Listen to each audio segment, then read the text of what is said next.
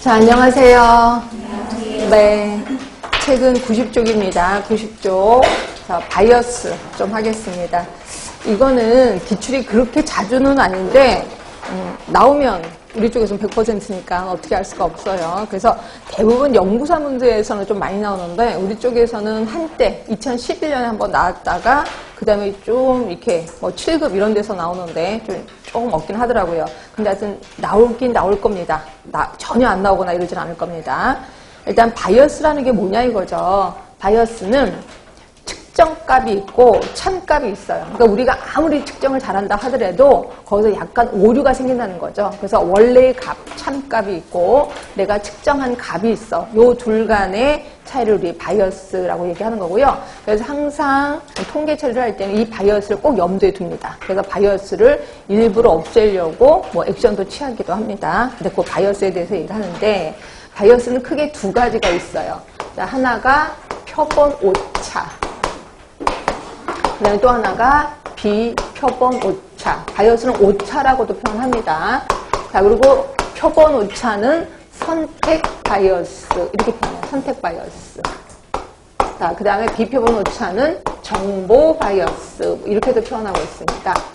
자, 우리 전수조사를 솔직히 못하잖아요. 그래서 전체 모집단을 다 조사하는 거를 우린 전수조사라고 합니다. 근데 솔직히 전수조사하기엔 시간 너무 많이 걸리고 돈도 많이 걸리니까 여기서 일부분만을 뽑아낸단 말이에요. 그래서 표본을 샘플링한다, 뭐 표본 조사한다 이렇게 표현하는데 표본을 뽑는 과정에서 이 모집단을 대표할 만한 표본을 뽑아야 돼. 그래야지 모집단을 잘 설명할 수 있게 되는 거거든요. 근데 내가 인간이잖아요. 이러다 보니까 표본을 잘 못 뽑는단 말이에요. 그래서 이렇게 뽑는 과정에서 오는 바이어스를 우리 표본 오차 또는 선택 바이어스라고 하는 거고요.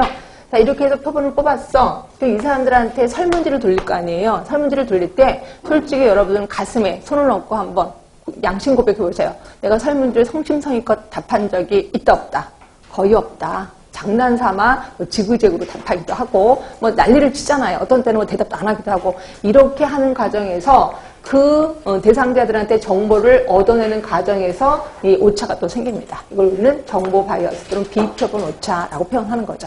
그래서 표본 오차하고 비표본 오차 일단 뜻은 이해해 두시고 그 다음 표본 오차에는 또 어떤 종류가 있는데 비표본 오차에는 뭐가 있는데 요거를 좀 알고 계시는 게 좋은데 일단 양이 너무 많아요. 그래서 이거를 다 하기보다는 일단 여기서 꼭 기억하실 게 여기 표본 오차에서는 뭐를 기억하시면 되냐면 버크슨 바이어스라고 있습니다. 버크슨 바이어스.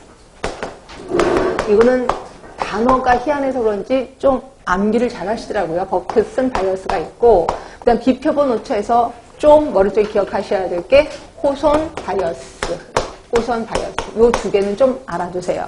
자, 버크슨 바이어스는 이런 겁니다.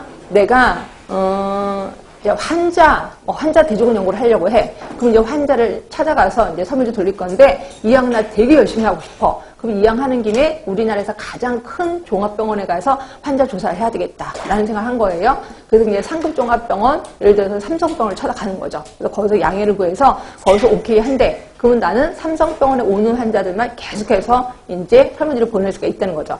근데 이 연구자들은 그래서 나는 우리나라에서 제일 큰 병원에서 조사하니까 나는 이 정도면 굉장히 좋은 논문이 나올 거라 생각하지만 이건 착각이죠. 왜? 대부분 삼성병원에 오시는 분들은 중환 환자만 온단 말이에요. 결국 나는 중환 환자만 설문지 조사를 하게 되는 거죠. 이로 인해서 오는 바이어스가 있어요. 이걸 우리는 버크슨 바이어스라고 얘기를 하고 있고요. 대부분 환자 대조군 연구에서 좀 일어납니다. 그렇죠? 자, 그런데 비해서 호선 바이어스는 뭐냐면 호선 효과라고 있는데 이게 이제 뭐냐면요. 그 호선이라는 사람이 실험을 한 거예요. 실험을 했는데 이런 거죠. 여기다 실험군 대조군을 만들어 놓고 그 다음에 이제 실험군한테는 이 형광등 밝기를 좀 강하게 한 거예요. 그래서 이제 생산량이 어떻게 되는지 이걸 좀 지켜봤거든요. 근데 이제 이 사람이 여기 이제 실험군이야. 그리고 여기다 이제 조명들을 밝게 해놓고 그 다음에 여기 연구자가 지키고 있었습니다. 하루 종일 이 사람들 어떻게 근무하는지. 그리고 이쪽도 대조군인데 대조군은 형광등 밝기를 그대로 하고 여기도 역시 연구자가 지켜보고 있었던 거예요. 이러다 보니까 사람들이 여러분 솔직히 생각해 보세요. 우리 공부할 때 아무 생각 없이 공부하는 것보다 누군가가 여기서 여러분을 지켜보고 있대. 옆에서 다 이렇게 감독원이 하나씩 다 지키고 있어. 그럼 어때요? 좋을 수 있어요? 없어요?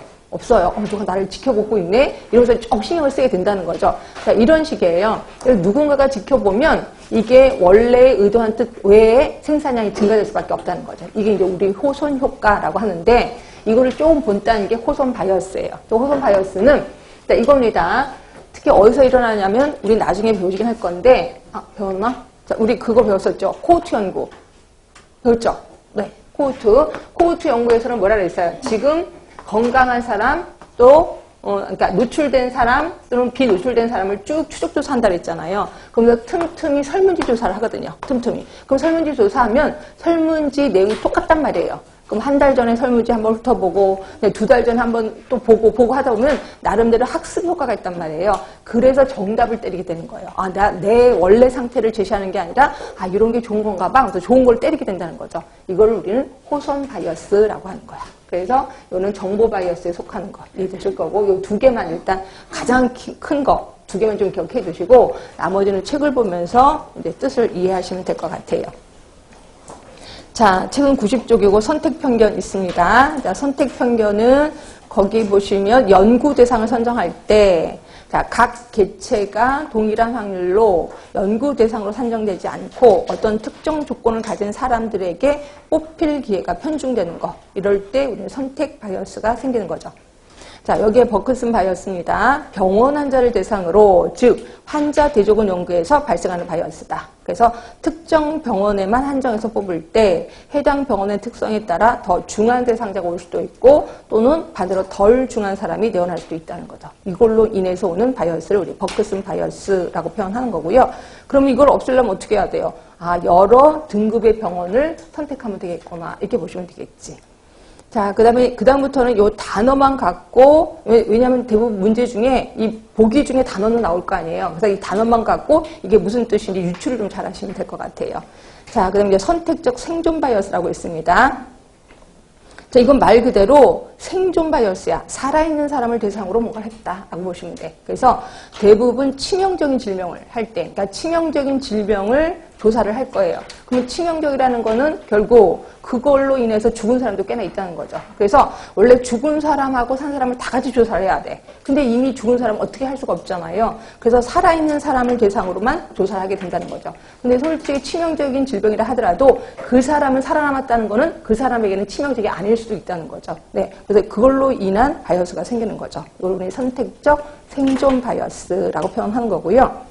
자, 이거는 단면조사 연구하고 후향적 코호트 연구에서 흔히 발생이 될 수밖에 없습니다. 살아있는 사람을 대상으로만 설문지 조사를 하게 되는 거니까. 자, 그 다음에 추적 관찰 탈락 바이어스. 자, 이거는 중도 탈락자예요. 중도 탈락자면 어디서만 일어날까?